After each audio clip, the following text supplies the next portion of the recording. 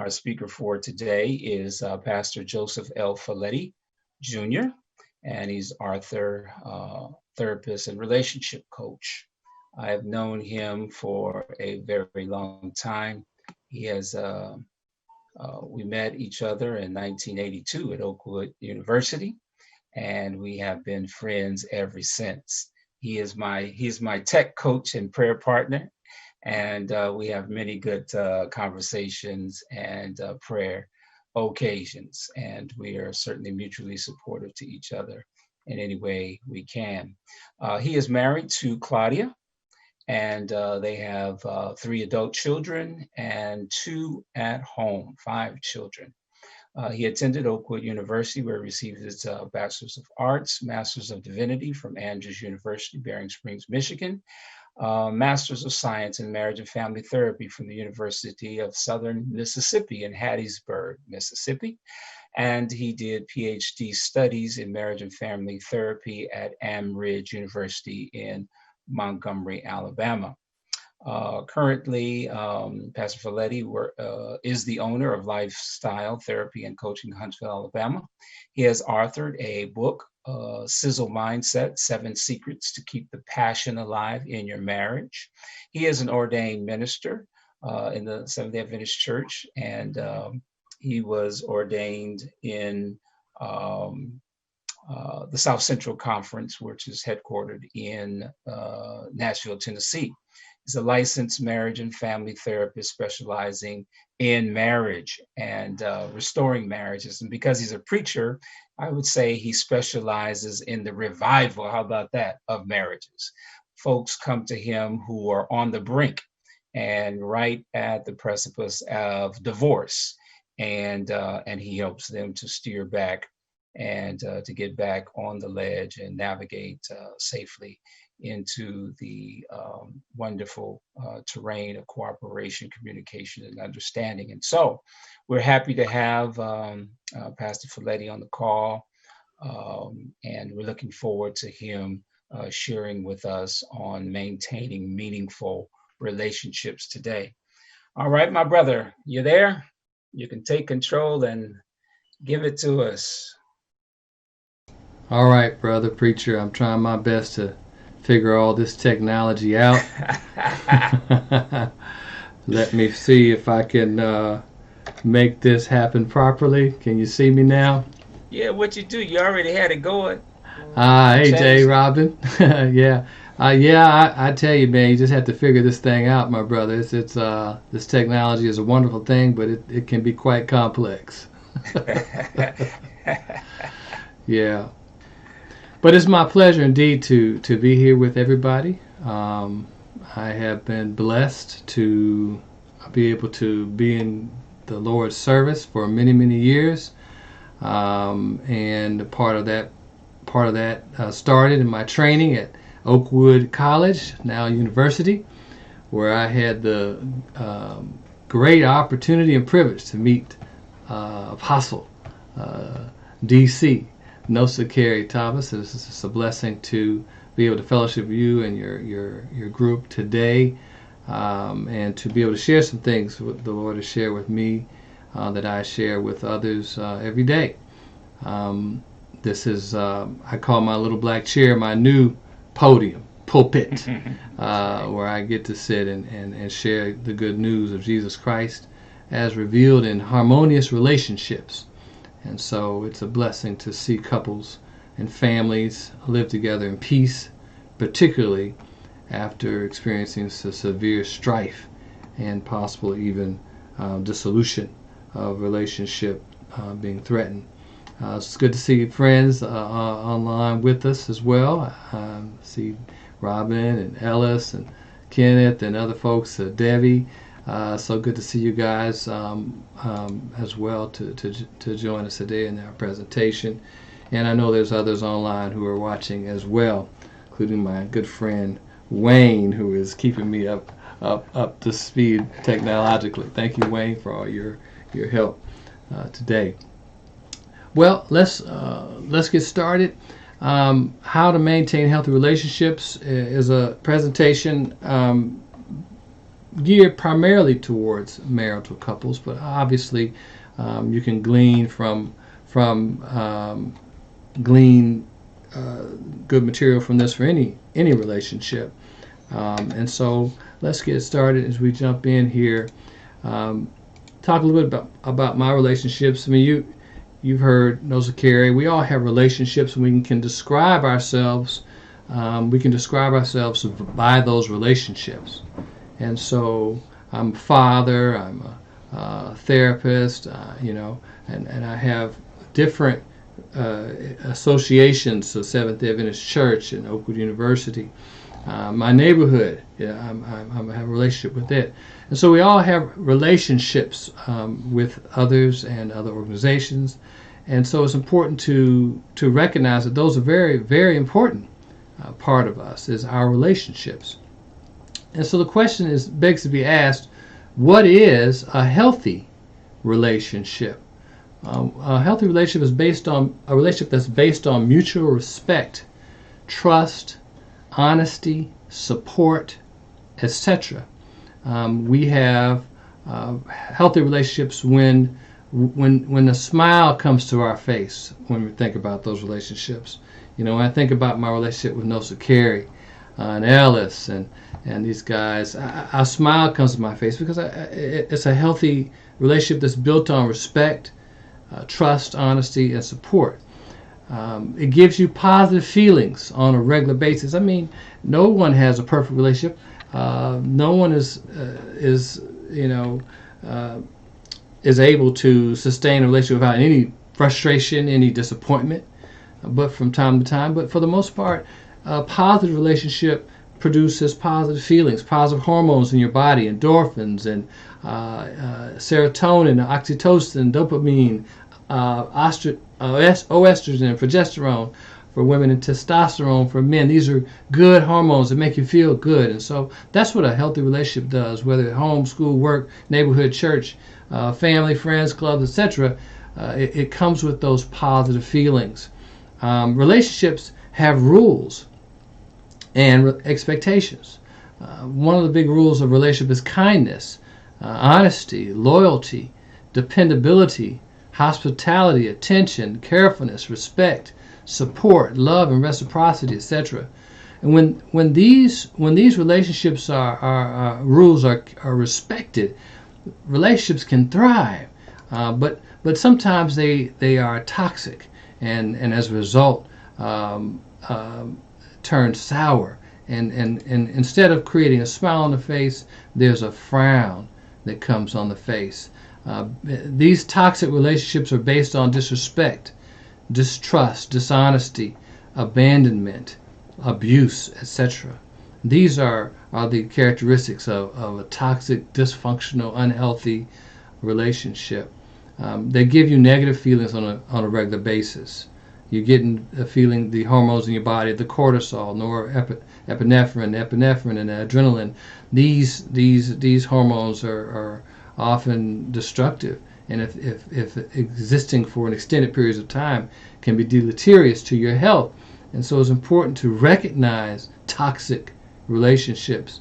These toxic relationships can also exist at home, at school, at work, in your neighborhood, your church, your extended family, friends, clubs, etc. And so it's important to be aware of these. Karen Young has a list of some signs of a toxic relationship, and it's very important because it's so easy to get used to toxicity, but it's unhealthy. It feels bad all the time. You're constantly braced for the gotcha. You avoid saying what you need because there's just no point. There's no effort. All the work, love, and the compromise comes from you. Okay? You can't say no in a toxic relationship. There's a scorecard, always keeping tabs. Let me show you how wrong you are. The top-down kind of situation in toxic relationships. And so there's a battle constantly going on. Physical and verbal abuse, or both, are happening. Too much passive, aggressive. Nothing gets resolved. Whatever you're going through, I'm going through worse. It's always this constant competition. Privacy, there's no privacy in a toxic relationship. They tell all your business to everybody, and they talk about you to others as well. And of course, they're full of lies and deception. Big decisions for important people, and clearly, you're not one of them. These are some of the things that come out of a toxic relationship. I don't have a lot of time today to get into the details of these, but this is a quick overview of some of them, and there are many different things. You may have your own particular characteristics in your toxic relationships, but it's important to recognize there are options for toxic relationships. And by the way, if you want to get a copy of this presentation, you can go onto my website, lifestyletherapycoach.com. If I'm moving too fast, and click on the Healthy Relationships link, and you can get more information about it. So there are options now when you're in toxic relationships. You have 4 options that I've come up with. Number 1, stay in denial about your problems and keep doing what you've been doing. Get out of the relationship altogether is another option. Ask God to help you behave at all times like Christ. Pray that He will put joy in your heart and help you respond to the attacks of others with kindness. Or number 4, you can enlist the help of professionals who will help you break out of those destructive personal and interpersonal cycles. I always ask the question to my clients, how many people does it take to argue? That's really an important question. How many people does it take to argue? And some people really struggle with that. And I'll often say 1. No, it takes 2 people to argue. Your spouse's bad behavior doesn't mean you have to display bad behavior. Your siblings' bad behavior doesn't mean you have to display bad behavior. And so it's important to recognize that even in a toxic relationship, there's a two-way relationship, and you play a part in that relationship and how you respond to the other person's negativity and toxicity. So you can learn, as the number 3 says, to behave in a positive way in spite of their negativity. In fact, by doing so, you tremendously decrease the possibility of increasing the toxicity and increase the possibility of decreasing the toxicity. And so I encourage people all the time to pay attention to yourself and stop blaming the other person for your bad behaviors. And bad behaviors: yelling, shutting down, not talking at all, calling names, throwing things, hitting. These are all bad behaviors. And sarcasm and different things we do, cutting people off. All of these are bad behaviors that exist in toxic relationships. But if you focus on yourself, you can greatly reduce the negativity. Now, how do you maintain healthy relationships? Well, I have come up with 7 principles for healthy relationships. Plus 1. First of all is be committed. Second is be flexible. Third is be available. 4th is be calm. 5th is be talkative. 6th is be sexy. And 7, be mindful. And of course, my bonus secret is be God-centered. So let's take some time and kind of talk about each one of those today. Be committed. Value is noted by time, resources, and energy. The things that are of value to you, you spend time with them. We discard things that have no value to us. Some of us even keep and hang on to plastic forks and knives and spoons. They are valuable, and others of us will throw them out as soon as we use them one time. So everybody puts different value on different things. Relationships that keep doing what they initially did tend to hold their value. Very important point. Relationships that keep doing what they initially did tend to hold their value. I think about, again, my relationship with Nosa Carrier. I guess it's over 30 years now, 35 years. But we've always talked, called each other on the phone, prayed with each other. I don't know, we don't get to see each other that often, not in person. Now we get to FaceTime since I now have an iPhone. But lots of history has passed of us doing the same things we've always done, praying together, sharing our life experiences together. And so because we continue to do the things that we've always done, we've stayed in relationship. I have some other friends I don't talk to as often, maybe haven't talked to in 30 years. And they may have been good friends at one time, but because you stop doing the things that you used to do, after a while the relationship will go away. And unfortunately, a lot of couples don't realize and understand this is how marriages fall apart. Your companions, you spend time together, over time you get interested in that, life happens, and you begin to not spend so much time together. You begin to not put so much of your resources into this relationship. And before you know it, as some couples have said, we have grown apart. We're no longer friends. A lot of couples, the kids grow up, and they leave out the house, and we have these two, husband and wife, left. And what do they have? Nothing. They don't even know each other. They know nothing about each other. They've lived totally separate lives, and now they're looking at whether they should continue on in a relationship. And as a therapist, my role is to help these couples who have fallen apart, who have grown apart, begin to spend time together again and renew that commitment they once felt, because now they're doing the things that they did when they started, going out on dates, doing adventures, taking walks, having these long talks. That's what it takes to keep a relationship going. Companionship is the central value in most marital relationships. Companionship. That's why we get together, to be companions. And so it's important for couples to recognize that and keep that going. So be committed. That's the secret number one to sustaining a healthy relationship, is maintain your commitment and continue to enjoy the activities of doing the things you enjoy doing together. I remember my wife and I, we talked all night long when we were dating, and we're still talking today. And so that's essential to keeping things strong. So you got to retain the value. The relationship must retain its value. All right, the second secret of healthy relationships and sustaining a wonderful, happy marriage is to be flexible.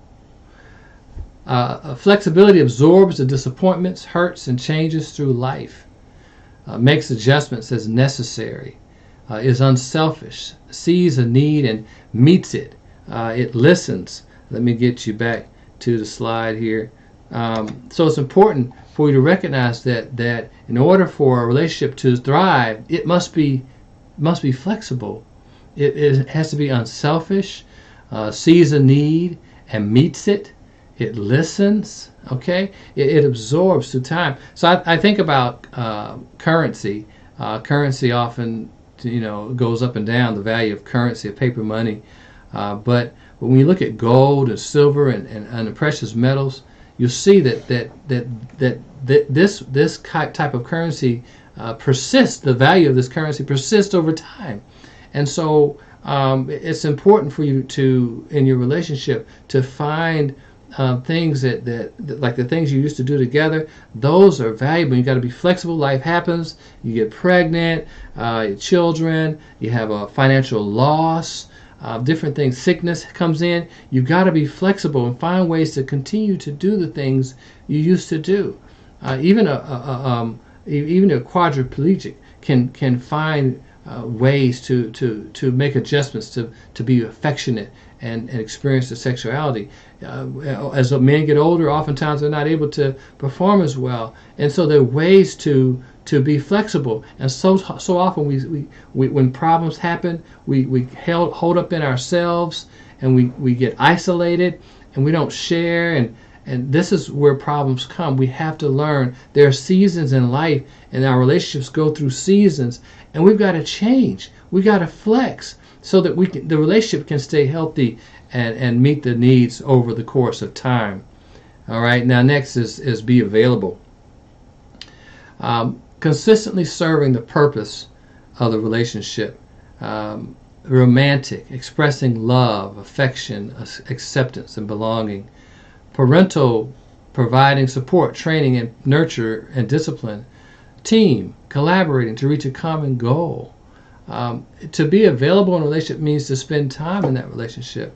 It means that you recognize how important that relationship is, and you're careful to take care of that relationship, and be available. So often we get so busy with life. We at work, we're working overtime. We're working 2-3 jobs, and unfortunately that just leads to time away from our family.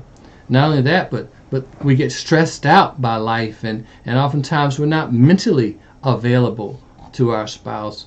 And unfortunately, some of us get caught up in drinking and doing drugs and whatnot, and these types of vices, unknowing to you. As soon as you take that first sip, you have now moved away from your family, psychologically and emotionally, no longer available.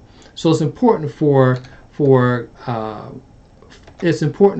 you to be available to one another. If you want to keep this relationship breathing and thriving, you got to take time with one another. All right, let's look now at the next slide, which is be calm. So being calm, this is a big one. Being calm makes room for disappointment and failure without pulling away, finds the bright side of things, stays in my circle. I often have people to draw a circle, and that circle will help you. A circle recognizes, okay, on a piece of paper you draw a circle, and everything on this piece of paper represents your life, everything you're concerned about. But the only things you can actually do something about are inside the circle. And so often we pull things outside into our circle as if we can change them. Like other people, you can't change them. So the reason why we get so upset and angry is because we believe someone's done us wrong or disappointed us so badly, and somehow if we're mad enough, they will change.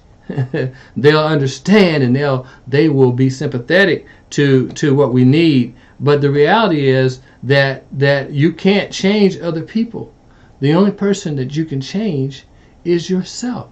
And so it's important for you to stay in your circle, to focus on the things you have power to change. God grant me the serenity to accept the things that I cannot change, the courage to change the things I can, and the wisdom to know the difference. As in AAA, they say, just for today. And so I stay in my circle. That's how I stay calm. Solving problems is also a part of being calm. A lot of times we spend time complaining about the problem, but we don't take time to solve the problem. Keep looking forward, keeps looking forward and moving forward.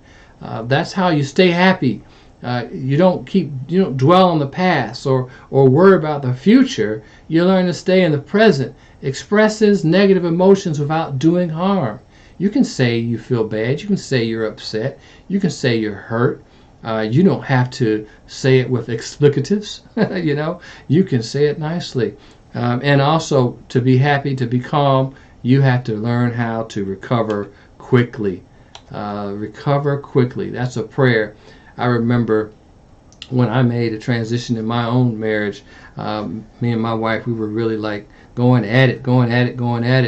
And God told me that I did not love my wife.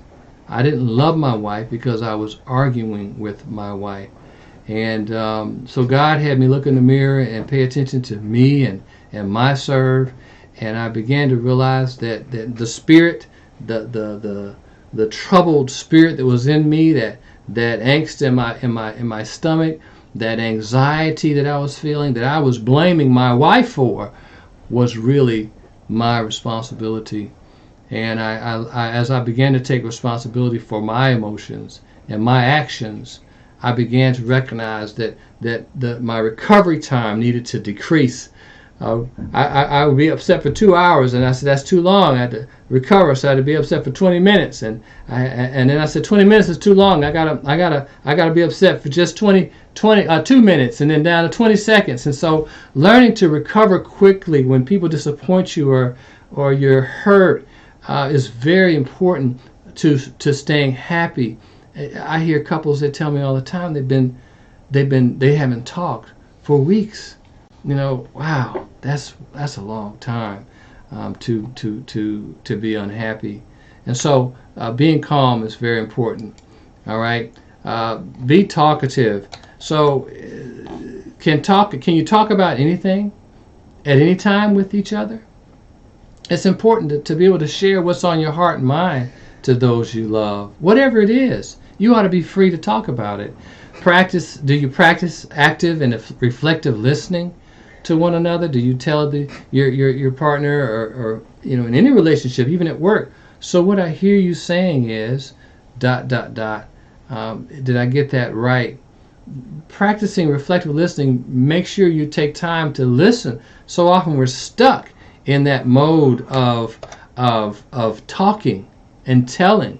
We got so much on our minds that we want to give, so that while the other person's talking, we're actually accumulating content to deliver. And if we're impatient, we might even cut them off to share what we think.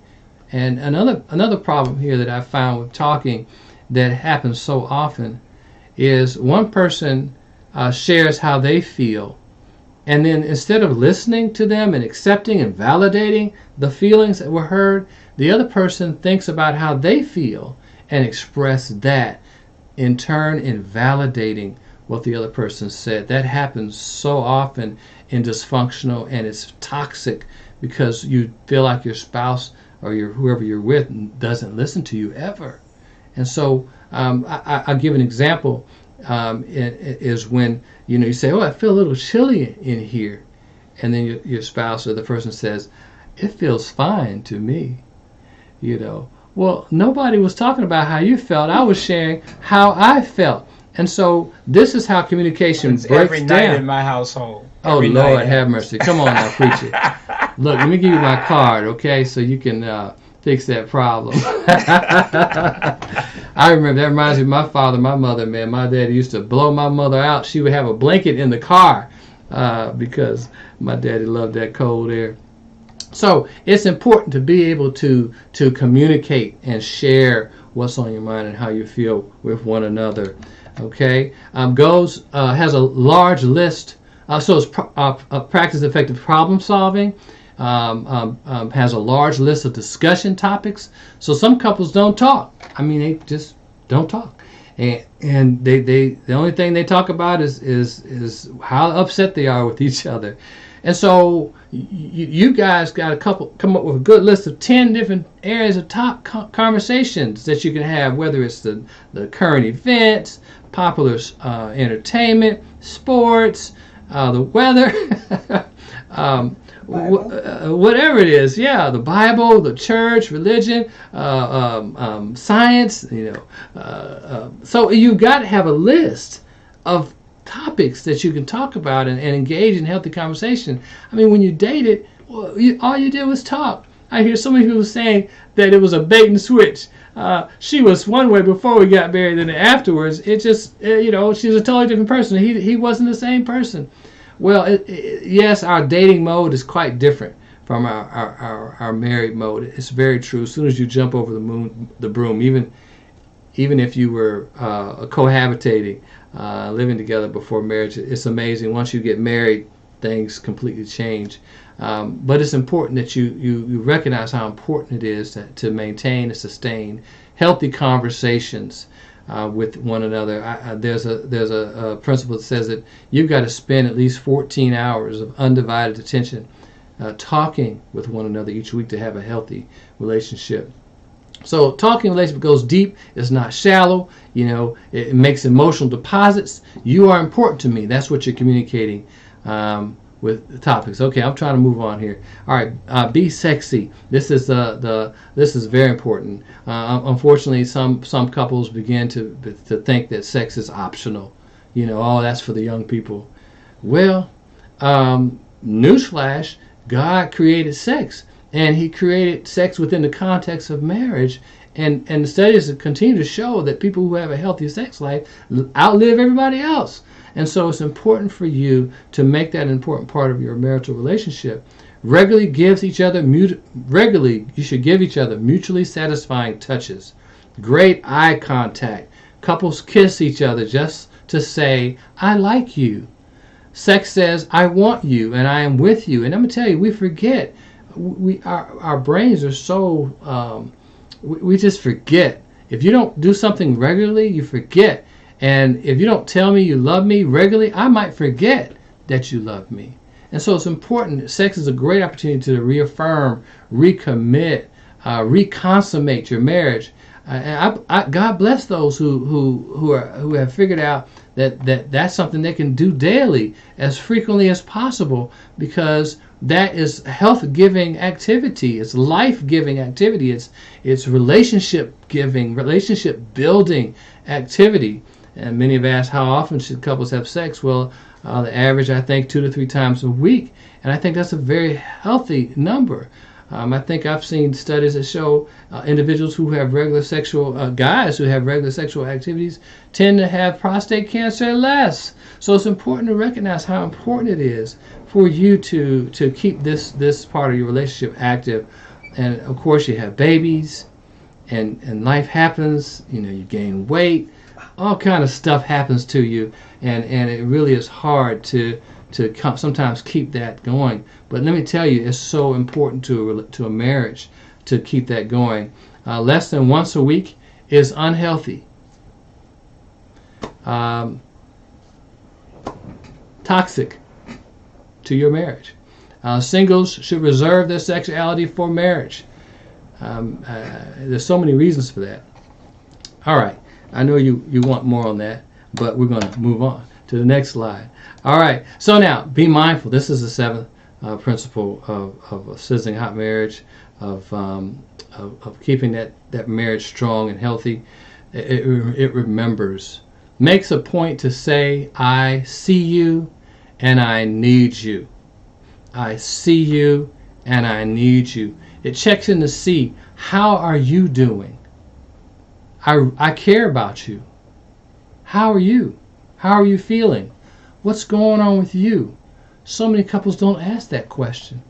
They kind of go into automatic mode and just take each other for granted. This is being mindful, is being intentional about loving your spouse in the various love languages. Say what, brother? So, and the love languages are tasks, tokens, time, touch, and talk. All right, tasks, giving things to each other, doing things for each other, washing the dishes. Tokens, buying a card. Time, spending time hanging out. Touch, touching one another. Talk, having those conversations. These are important ways to be intentional about loving your spouse, and also enjoying the present, staying in the present. Sometimes, I know sometimes your spouse will disappoint you and do some things that were very disappointing and maybe even deceitful, and created some distrust. And these things happen. We're human. I think too many marriages end prematurely because of some big mistake. I honestly believe that they could work through it. And so being able to rebuild means you gotta take, not focus so much on the past. I know it's a tightrope dance to get to that point. It's not easy, but I strongly encourage couples. If you've been married for 50 years, you've been through a thing or two. And so it's important to stay in the present, and not focus so much on the past or even worry about tomorrow. Enjoy today. This is the day that the Lord hath made. Let us rejoice and be glad in it. So be mindful. And my bonus secret. This is my favorite one. Be God-centered. Seeks to develop their spiritual nature. Reflective. It's responsive and righteous. Seeks to please God, not man. You see, this eighth principle takes us up to a level. It raises our standard. When I use my spouse as the standard, or my friend as the standard, then I can be satisfied with mediocrity. I can be satisfied with the status quo.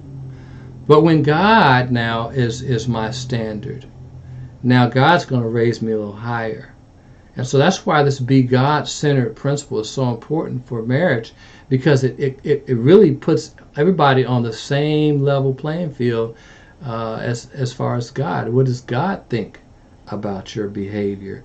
What does God think about how you're treating each other? All right.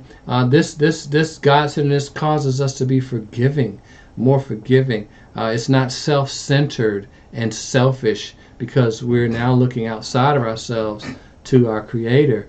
It is forgiving. It's not. It's balanced. It's long lasting. And what studies have shown again, that couples who have God in the middle of their relationship tend to have stronger commitments to one another. I know in my personal practice that I've seen couples that have had some serious, terrible experiences. You would never, ever want to have gone through them. But because they were committed to God, that commitment to God just trumped everything. And they were able to come back from death, if you please. So this is a very important principle. The family that prays together stays together. So it's very important to keep God at the center of your marriage and your relationship. Well, that covers it. I hope I got my 30 minutes in, Apostle.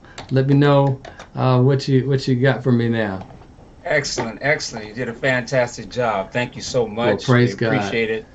Very relevant content. I was trying to stay focused because Robin Parker Langley was cracking so many jokes and just trying to distract me online and everything. But I was able to focus in, so we appreciate that. Those 7 things, the 7 secrets were very powerful. Start sending in your questions in the chat box, folks, if you have them. Meanwhile, I'll get started. I have a question. So you said that, and you've told me over the years that your specialty is helping folks who are on the brink of divorce. So what is the typical issue? The typical issue that is bringing a couple to divorce, and what is your special sauce? What do you do exactly? Yeah, let us in on the special sauce. We want to know what's in the recipe, baby. We Right, want to know. right. Well, I get to ask this question all the time, and I'm always, whenever I'm asked this question, a slew of situations come to my mind that brought people into therapy.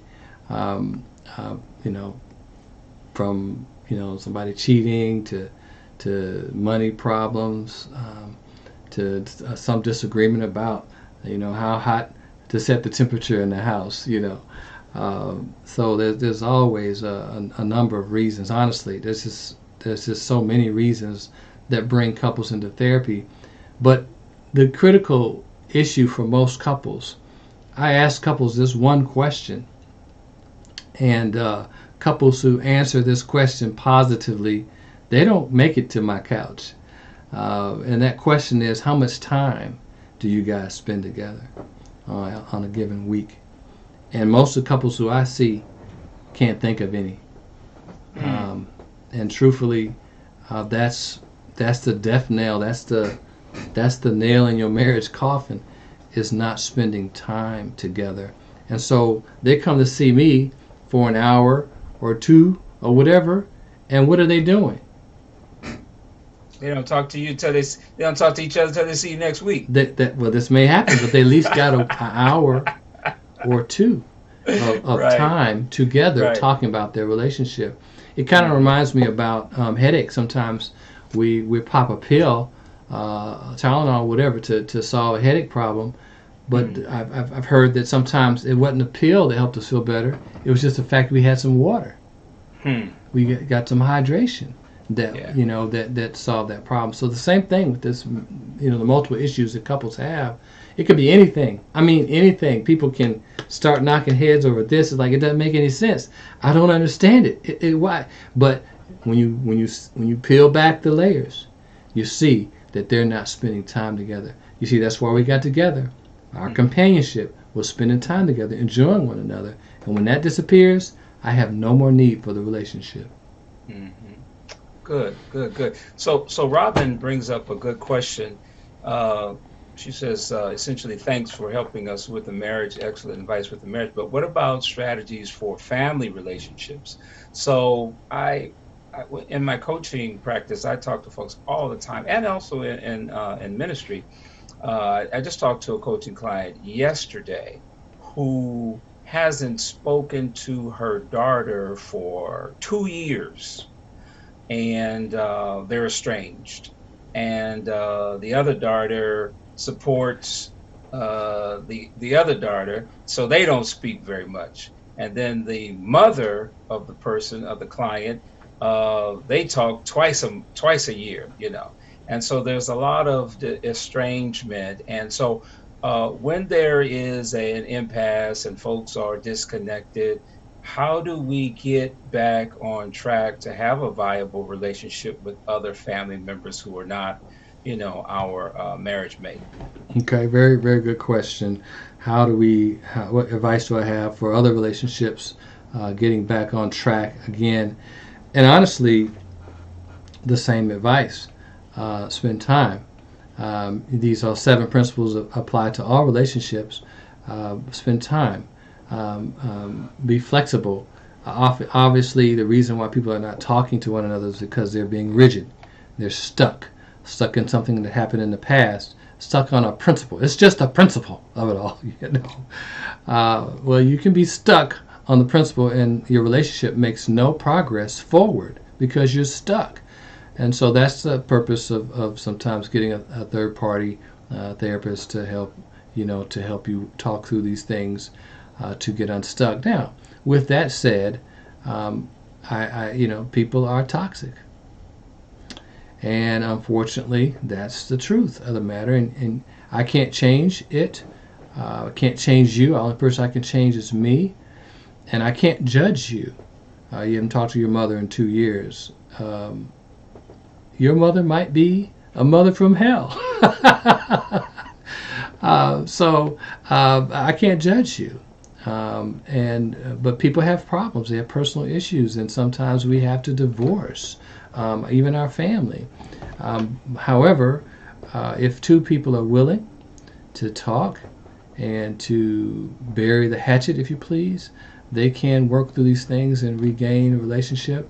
And even one person can overlook some aspects of the other person's, their personality, their character, just overlook them and just be nice and kind and recognize that there are some limits to the relationship and just keep it within the limits. You're cordial together at birthdays and holidays, but you recognize that you can't really share depth. That's okay to have that shallow relationship. It's better than not having one at all. And oftentimes in those situations when you are with someone, you have someone who you care deeply about, but have their own personal emotional issues, and you can't have a relationship with them. God will often give you someone else that can take the place of a parent, a loved one, brother, sister, who can fill the gap. And you need to thank God for that person and recognize that's what God is doing. So that's my advice for couples, for people who have other relationship challenges that are estranged with one another.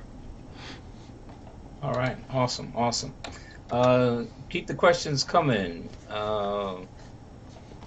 Let's see. uh, so, um, so you've got a couple. Well, when I do premarital counseling, I always ask a couple, "What's the deal breaker?" What do you consider the deal breaker? So because everybody needs to know that up front. So what is it? Sometimes folks will say an affair. Sometimes folks just say lying and deception in general, right? And so you hear that. So fast forward to the actual relationship where you may have one partner who commits adultery, or even both, mutual adultery. So how do you get a couple to get past that, right? Because every argument, I don't care if it's about the trash, or I don't care if it's about the trash, it's about the children, it's about clothes, it's about washing clothes, it's about washing the car, it's about anything. It always leads, all roads lead back to the affair, you know. And so how do you get a couple to get past that? And I'm speaking specifically about affair because that's a particularly deceptive thing that often happens on a prolonged period of time, and it's deeply injurious to a couple and to the Hmm. relationship. So how do you get a couple to move past that? Right, right, yeah. Getting past an affair is tough. It's treacherous water. It's landmines standing all over the place, and that's because the person who's hurt wants to express that hurt and share with the person who offended them how bad they hurt them, and the person who did the offending doesn't want to be reminded of what they did. And so you've got a serious situation now where your needs are conflicting with my needs, and so we have this constant battle. So I encourage couples. I think that a fair recovery is something that belongs in the hand of a professional. It's not something to do at home. That's just my personal opinion, particularly because it takes that third party to help you both think reasonably and helpfully to move your relationship forward. So, what's the secret sauce? Well, the secret sauce, from first of all, I think is for the offended party to take responsibility for what they have done and be willing to serve their time. You did the crime, you got to serve your time. I've seen so many guys, and gals cheat too, but mostly guys. I've seen so many guys get angry with their spouse for bringing it up, complaining, asking them, where are you? Where were you? Let me see your phone. And they get angry. I mean, we're talking the week after she finds out. I'm like, if you want to get over this affair, you're going to have to show some respect to your spouse's feelings and emotions and what you caused.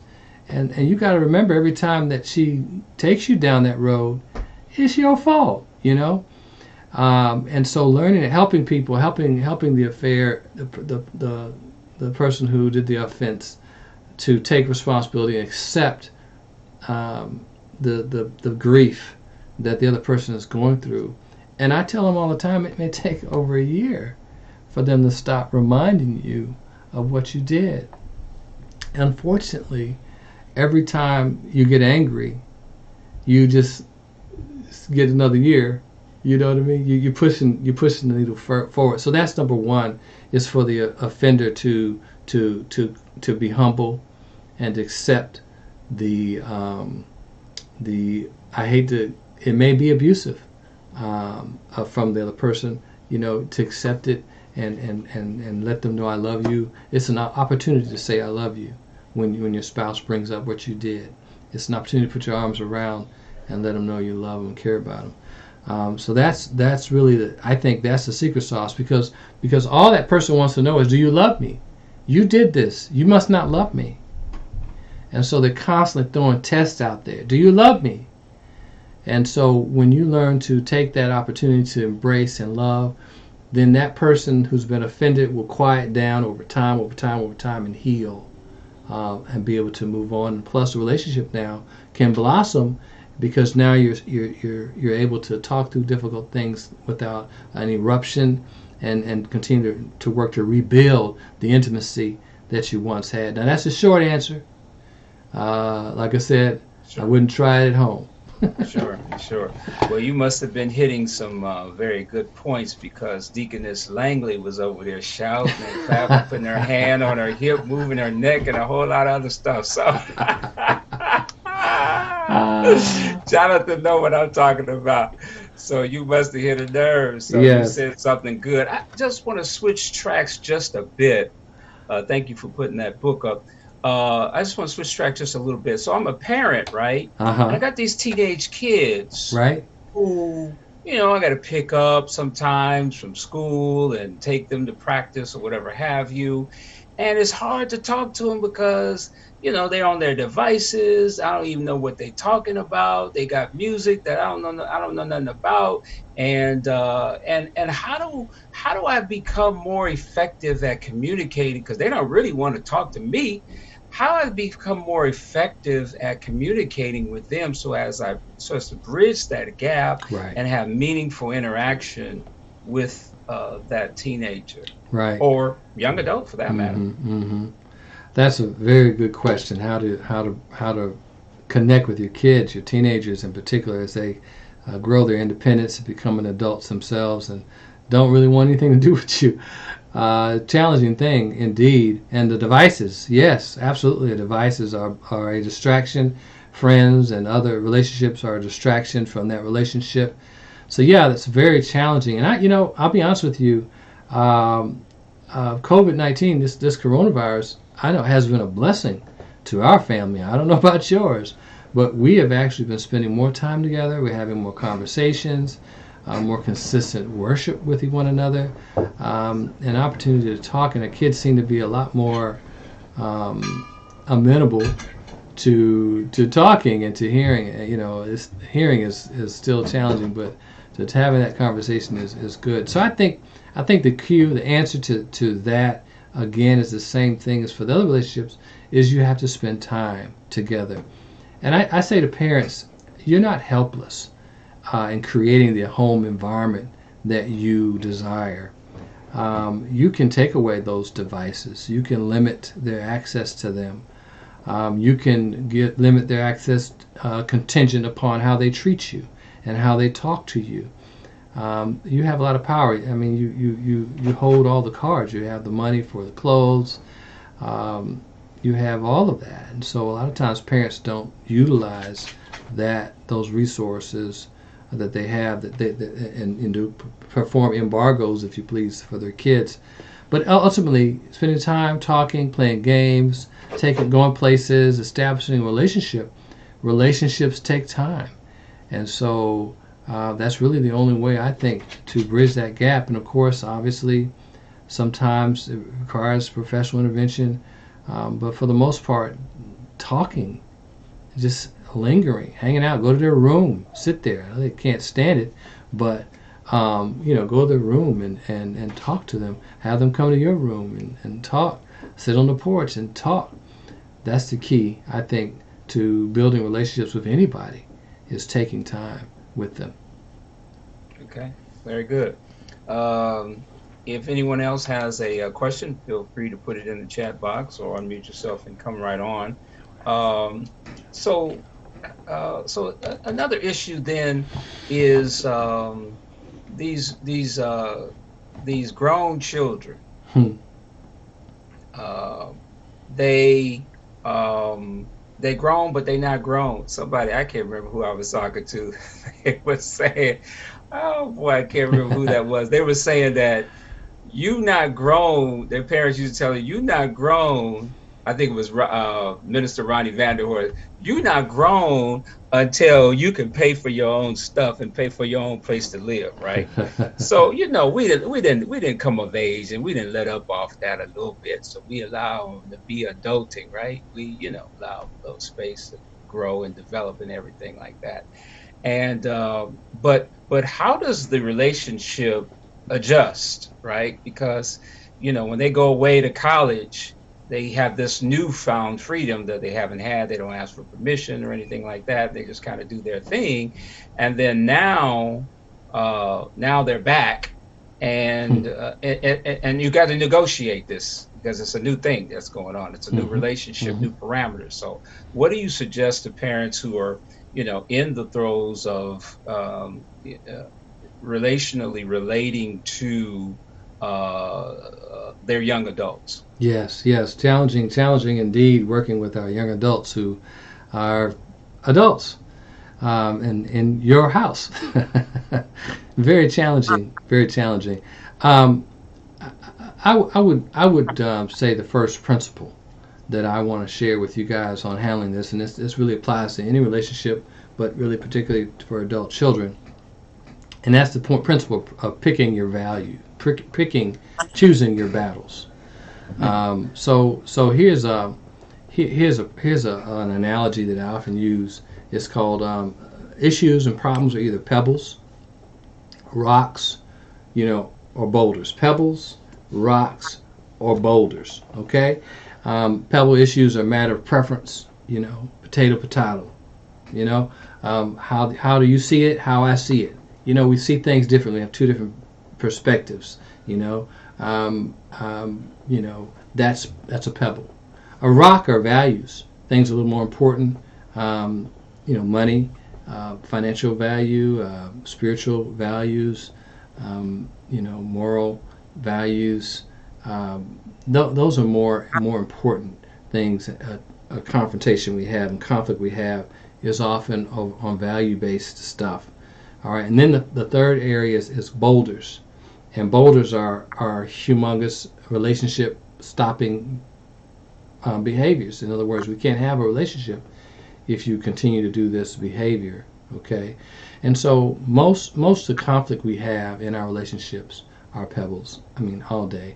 I know sometimes we don't want to admit that, but most of them are pebbles. Little issues of differences in preference.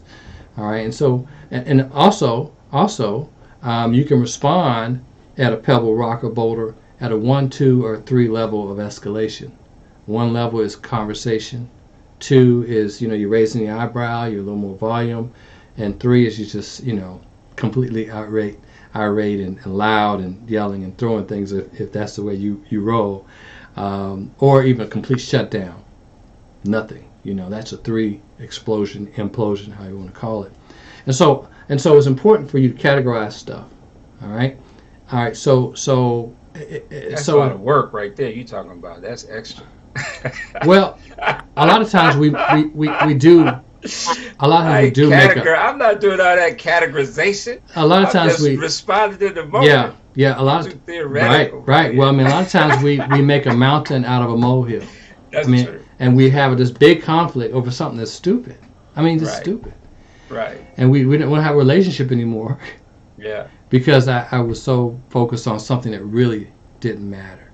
Okay. Sure. And so that's why it's so important. And again, most things are pebbles, folks. Most things are pebbles. And so, how do you address these things? So if your child, like one of the issues that parents of adult children often have is what time the kids come in at night. Do you have a curfew now? You didn't. In college there was no curfew, like you said. They do whatever they come. It was an interesting adjustment for our child. Had to come home for COVID, and had to get back used to. I got parents now, but so I don't know, curfew. You have to decide. I think it's a matter of communication. Dear, what's a good time? Reasonable time for you to come home. What do you think? And you share your feelings about it, and be able to kind of come to negotiate at the negotiation table.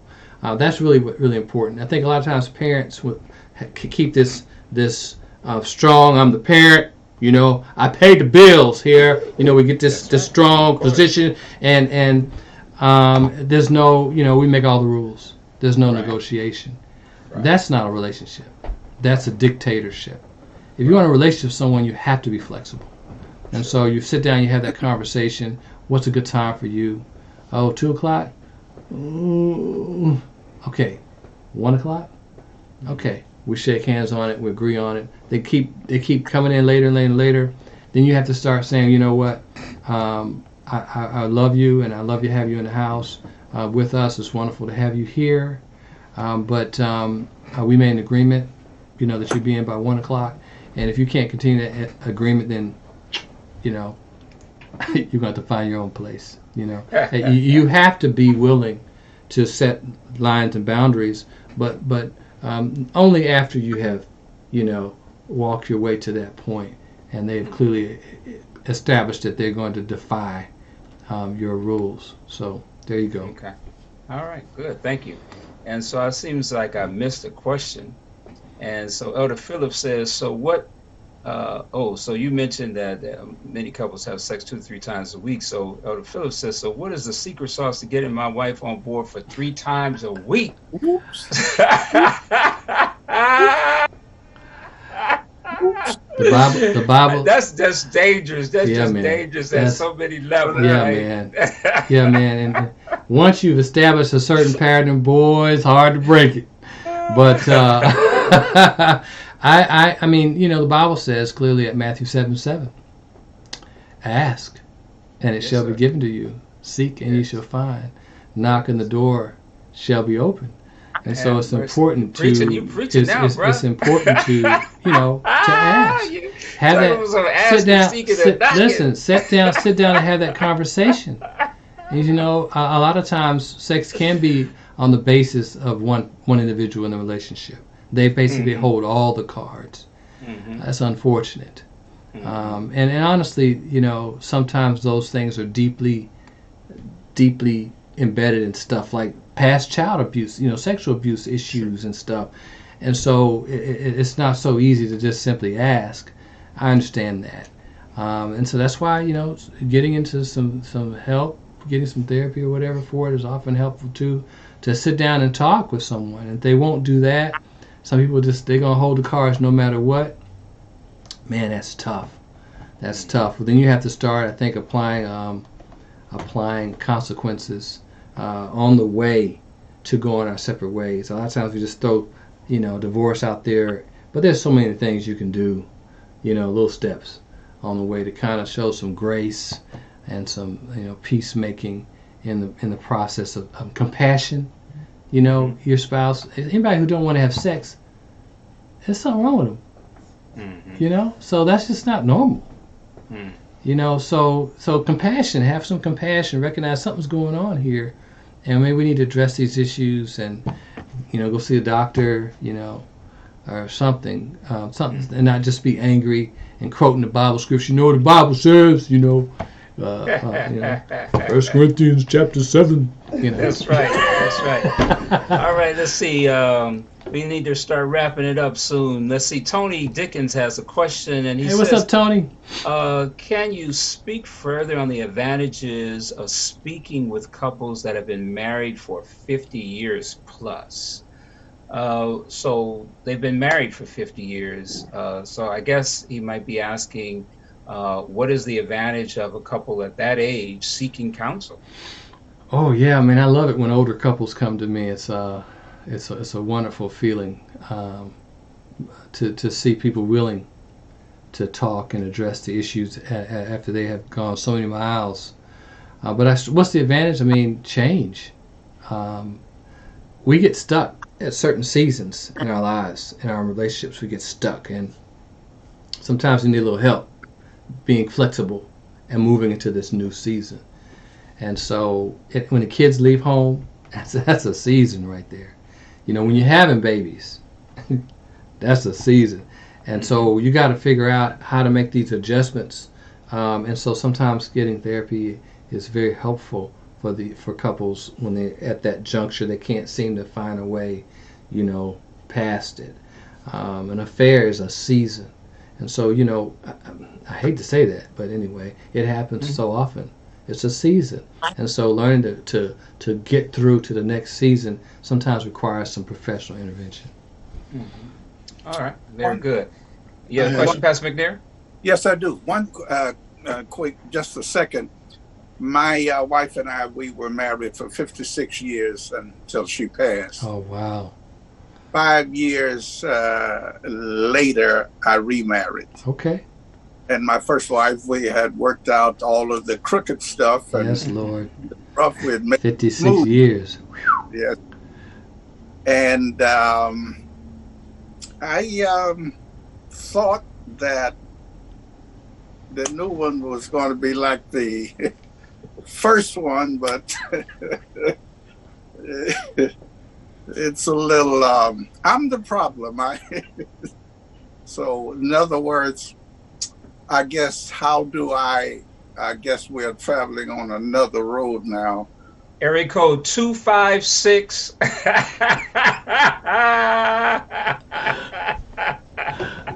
Keep on going, Pastor. Keep on going, No, Pastor. I get this counsel for free right now. Yes, sir. Go Well, ahead. sometimes the best things in life cost a little extra money. Come on now. Hey, that's a spin on that phrase, on that saying, though. Go ahead, Pastor. Go ahead, finish. I cut No, you off. I was just some counsel or a word. How do you sort of help me, I guess, redo again or readjust or something like that, you know? Right. Nothing major problems, but, you know, I guess Right. it went smooth for so long, I wouldn't expect anything. Yeah. Right. Well, what had happened in your first marriage of 56 years, applaud, is that you both, like you said, were able to come to a point of accepting one another and being comfortable and making adjustments. And now in a new marriage, you're having to do the same thing all over again, making adjustments, being flexible, making changes. And you're older, and the older we are, I mean, you know, the harder it is to change, indeed. But one critical principle that I would give you, Pastor, is to really come to a place of accepting your wife for who she is, and not trying to change her in any way. And actually, that requires God to help you to love her. You see, love covers a multitude of faults. Love does not see fault. Love sees the good. And so if you really love her, you will accept her the way she is. Obviously, she needs to accept you as well. And that acceptance adjustment, because you're older in life, again, is a high curve. And sometimes that's where therapy, getting into a program and doing something will help you to make those adjustments at this age in the game. So yeah, that's the key, is really learning to accept. That made the world of difference for me and my wife in our marriage, is when I really came to a place of accepting her. And when I was able to accept my wife for who she was, I began to see how beautiful she was. And so when you're not accepting someone, you just see their faults, and that's what you're complaining about. But you know, a woman, he that finds a woman findeth a good thing. A woman is a man's help me, you know, help you. And so what happens for men so often, we don't listen to our helper. And if we don't listen to her, she has no purpose for us. She's no good to us. And so you need to learn to appreciate her, hear what she's saying, listen better, and you'll get a whole lot more mileage out of her. Mm-hmm. Stop shaking your head so strong over there, No, Robin. yes, Robin was shaking your head strong. I've been guilty. I've been guilty of trying to change her. That's it. She's not going to be the other one, and she don't need to be. You're blessed. You're blessed to have another one. And so ask God, show me how. Show me what you gave me, Lord. Yes. Show me what you gave me. Good stuff. All right, last question for the day. See Pastor McNair trying to get in a full thing of therapy. Go ahead, Ellis. Go ahead, Ellis. I didn't know that was you. I thought that was Pastor McNair trying to get a follow-up therapy. Go ahead. No, it's not really a question, but I just wanted to thank Joe, because I've talked to a lot of counselors and things, for saying this, Joe. All relationships aren't solvable, and you have to realize that, you know, because a lot of people, they burden their life with trying to make everyone happy, and they go 9 of the 10 yards for everyone else, and their life is very unfulfilled. And I'm the last person that suggests, you know, being separated or casting people off or ending marriages and stuff. But there are times when you have to realize, and that does come from God. But I'm glad to hear you say that, because you got a lot of people think, you know, if it can be saved, this relationship can be saved, or this friendship, you want this friendship, you gotta go all out. Well, sometimes going all out exhausts you of all you are. That person is complete and happy with you, and you're dissolved. You can't do that. So I appreciate you saying that. It's not always upon you to please everyone else. Right. You owe yourself something. The responsibility for the relationship, you're welcome. The responsibility for the relationship rests on both of our shoulders. And oftentimes we continue in non-reciprocal relationships, holding all the responsibility for the relationship. And no matter what that spouse has done or said, you continue to hold on because I'm committed. But it takes two. Marriage, a relationship takes two people. And if you're both not willing to carry the load, trying to get me to end the marriage because I'm cold. All I got to do is put on a T-shirt.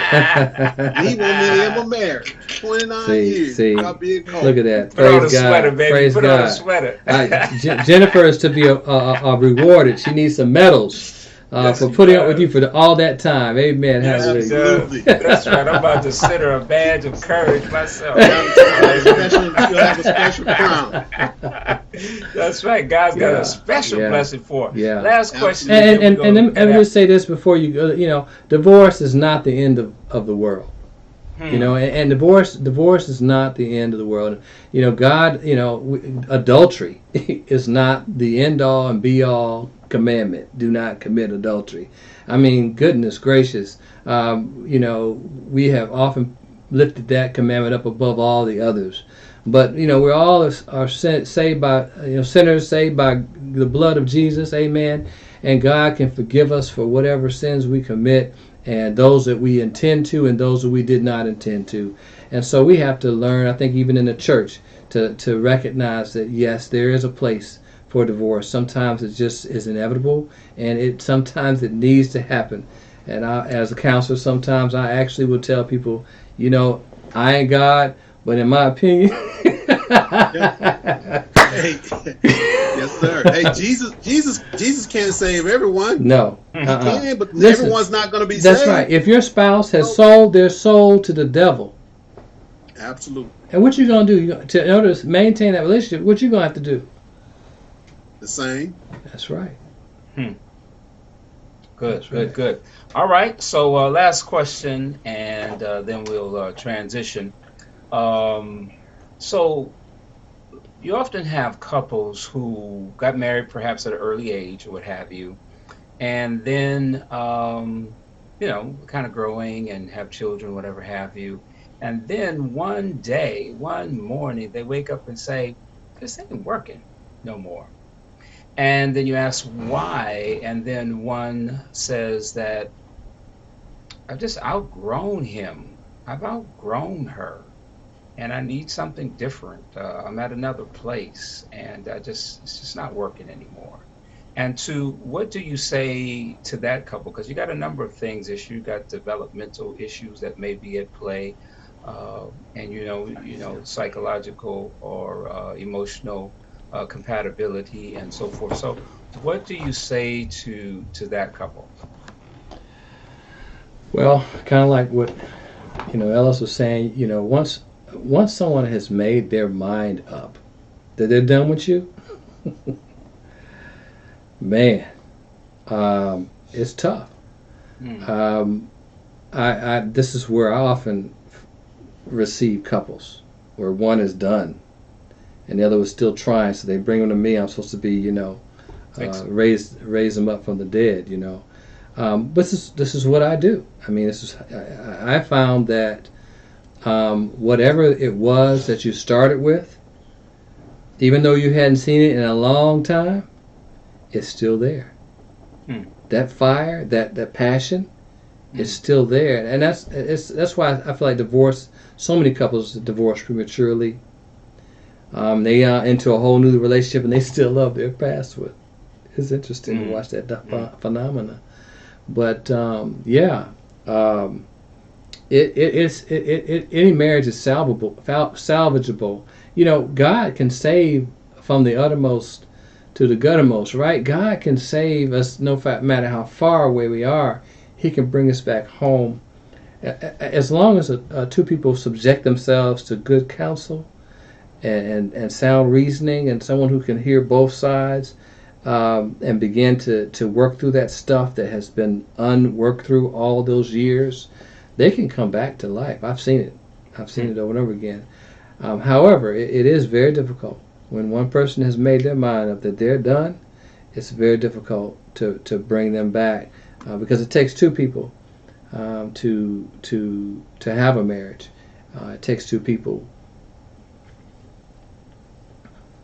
My wife says Did that. I answer that well, or Yeah, that's yeah. My wife says in the comments that's a disconnected communication. You don't wake up and realize that you've outgrown somebody. It That was for happens. the sake of the. That was for the sake of the question. I didn't have It time to do happens. the decades long development of the argument. Yeah, it happens, and unfortunately, it The happens because question. the couple's not spending time together. Right, That's all. right, That's what right. happens, and you're busy doing the kids, you're doing work, and Right. you pass each other. One work at night, one work in the day. You hardly see each other. I mean, it happens. You come Yeah. home and ain't nothing left but the kitchen table and a note that says, "Sign here." Mm, mm, mm. My God. All right, my brother. Thank you so much. We have been enlightened and encouraged, as always. You've been a blessing to us, and put your website or your phone number up on the screen. Can you do that for us one more Yeah, time man. Yeah, so if we can anybody see wants, that? yeah, just go to sizzlemindset.com if you're interested in my services. My website is I didn't go. lifestyletherapycoach.com. Come again? Hmm. Yeah. That's Tony speaking on the end there. Go Hmm. ahead. Sorry about that. Yeah, no problem. Go ahead. He's Yeah. off. Go ahead, Doc. So I have a free download if you want to see those 7 principles more in depth. Just go on to my website sizzlemindset.com and download a copy for yourself, and you can start working through them at home. Okay. All Hmm. righty then. Very good. Thanks again for your expertise. And thank you very much for your friendship.